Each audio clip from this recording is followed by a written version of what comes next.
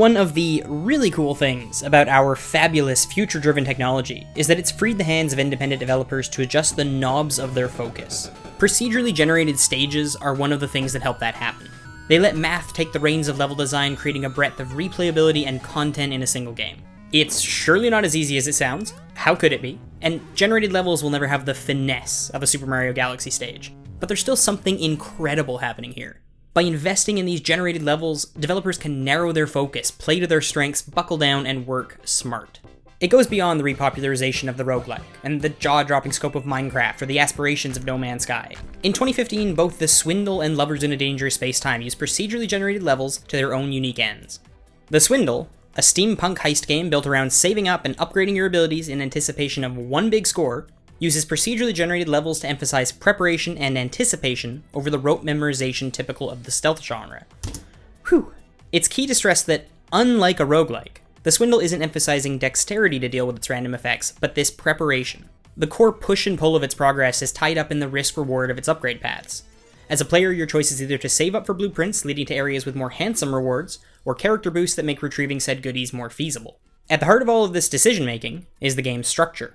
The Swindle gives players 100 days, which consists of either a death or a successful heist, to earn enough currency to engage with the game's final mission. So, the mechanics of the Swindle's level design are geared to emphasize slow, methodical heists and frantic thievery exits as you uncover a stage's layout. But how does it make up for not having handcrafted levels? Well, to begin with, the Swindle has a very committed aesthetic. Its hues and visual style don't break for user interface touches. Moreover, you can really feel the hand of its creators painting character into the world. Hacking a vault, for instance, is done by following a series of QuickTime events. But these sequences can't be failed. Instead, what the game does is it zooms in on the wildly shaking prompt that exclaims, "Left! Right! Up!" as a way of illustrating the tension of the action. And for me, these are the best moments of the Swindle, where you can really feel the director guiding your experience inside of its procedurally generated levels. However, it doesn't always work.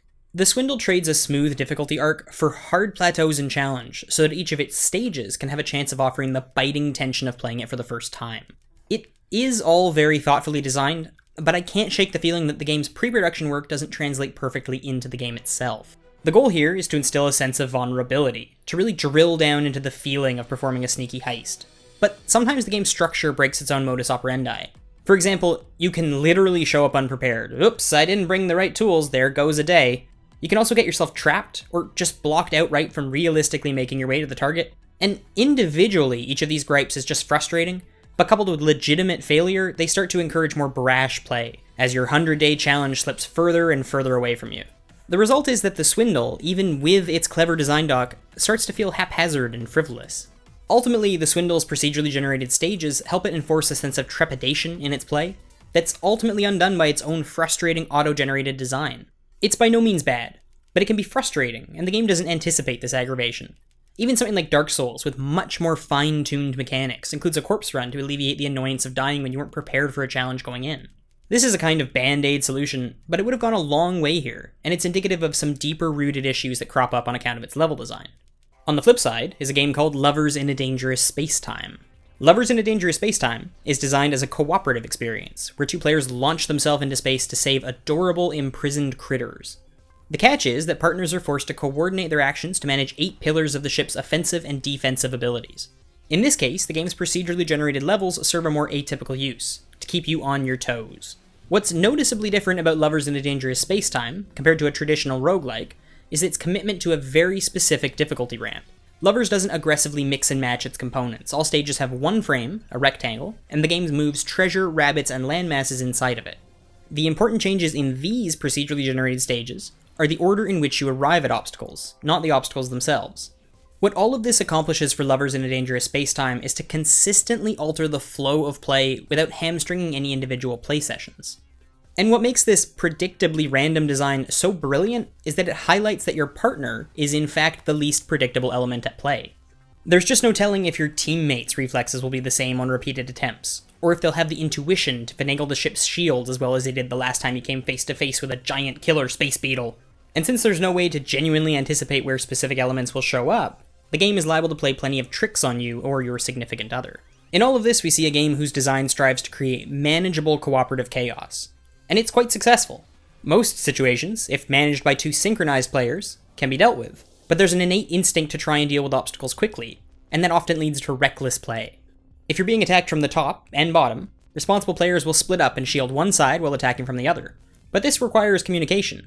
As the difficulty ramps up, it's easy to let yourself go on autopilot, which usually leads to both teammates dashing for the same offensive station. Lovers in a Dangerous Spacetime emphasizes team play, all the while drumming up systems that tempt you towards lone wolf tendencies. And this leads to misdirected blame and yelling. Oh my gosh, so much yelling. I can hear it now. Just drive, please. I'll leave the shield in one place. You seem to be doing it anyway. Just drive! It is awfully impressive how successful Lovers in a Dangerous Spacetime is at being a challenging game that has players blaming each other for the frustration of loss rather than the game itself. With Lovers in a Dangerous Spacetime, procedurally generated levels let stages become background to the mechanics and banter that are at the heart of the experience. They emphasize the core tenets of the gameplay experience as opposed to being the adventure themselves. I am a big level design guy. I could champion From Software and Nintendo's Tokyo Studios all day, every day. But I love the notion of developers using new tools to solve problems in new ways. At the end of the day, it's no surprise that new technologies would empower designers to find and explore different means of stirring emotion, but what's so exciting here is that this allows them to focus on their intent, to drill straight into the heart of their game's core. Exciting times are ahead. Thank you all so much for watching. Don't forget to check out our other content, which you can find on castlecouch.com. You could also give us a donation, which means a great deal to us. We are a self-funded website, and that income helps us keep making these videos. So thank you. And keep talking about games, they're the best.